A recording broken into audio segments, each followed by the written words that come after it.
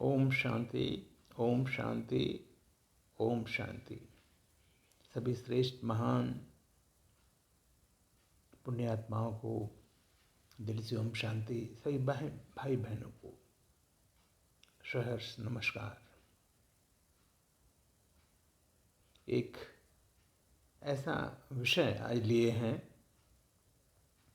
जिससे आज पूरा विश्व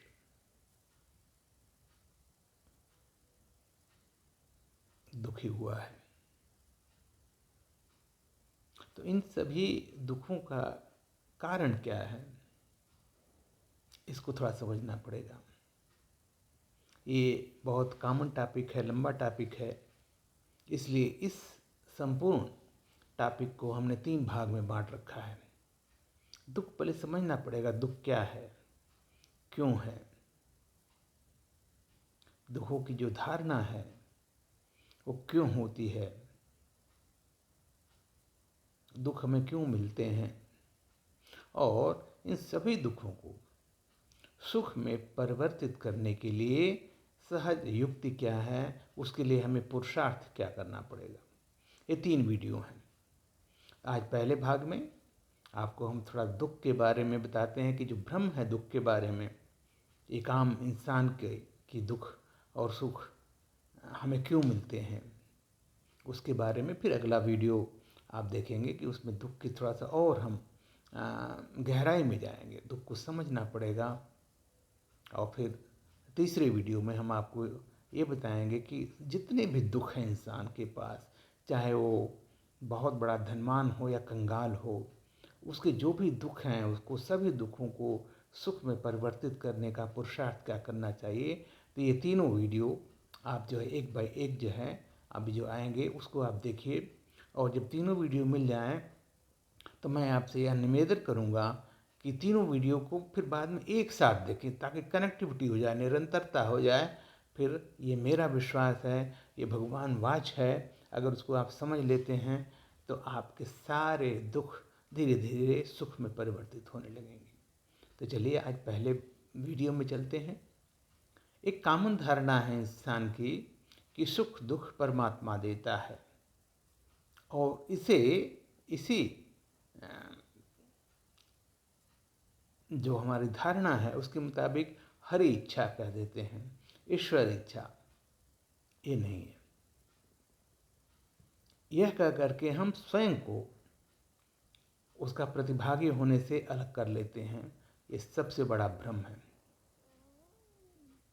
परमात्मा की महिमा सदैव सुख करता दुख हरता के रूप में है। वो हमारा भगवान है, परमात्मा है। वो सभी आत्माओं को सिर्फ सुख देता है।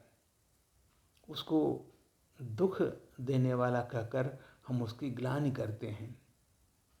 तो जब हम किसी की ग्लानि करेंगी तो वो जो है दुख हमें और बढ़ेगा। समझना पड़ेगा आपको, हमेशा प्रभु ईश्वर भगवान सबको सुख देता है। तो उसे हमें कभी ग्लानि इस बात से नहीं करनी चाहिए कि वो दुख परमात्मा ने दिया है। नो, अगर वो दुख देता तो उसकी पूजा क्यों होती, उसकी महिमा क्यों होती। बहुत बारीकी है, इसको समझिए। जैसे सूर्य सिर्फ प्रकाश देता है और सभी को प्रकाश देता है, चाहे वो कैसा भी हो, कहीं भी हो। वह अंधेरे का कारण नहीं हो सकता। उसी प्रकार ईश्वर भी सभी को सिर्फ सुख देता है, दुख नहीं देता, अपितु दुख को सहने की शक्ति देता है। अगर आपको विश्वास है तो दुख जो है, सारे दुख हमारे कर्मों से ही प्राप्त होते हैं, जिसको हम कर्म भोग कहते हैं, और इससे कोई भी बच नहीं सकता। छोटा सा भी अगर आप दुख देने की अगर बात करते हैं तो कोई भी मनुष्य आज की खास की दुनिया में, आज के समय में अछूता नहीं है। झूठ बोलना भी पाप है, ऐसा कहा गया है और सत्य है। किसी को दिल दुखाना पाप है, किसी को धोखा देना पाप है, छल कपट करना पाप है, किसी की निंदा करना पाप है। मन कर्म वचन से कुछ भी अगर आप ऐसी बात करते हैं तो वो सब पाप है जो आपके दुख का कारण होता है, और फिर कर्म भोग के रूप में हमें भोगना पड़ता है। उसके कारण हम स्वयं हैं, न कि परमात्मा। लेकिन अगर ईश्वर में हमें विश्वास है, उसके दिखाए हुए राह पर चलते हैं, तो वह फिर ये कर्म भोग दुख नहीं लगता, क्योंकि परमात्मा दुख की अनुभूति नहीं होने देता, और इस प्रकार कर्म भोग आसानी से कट जाता है।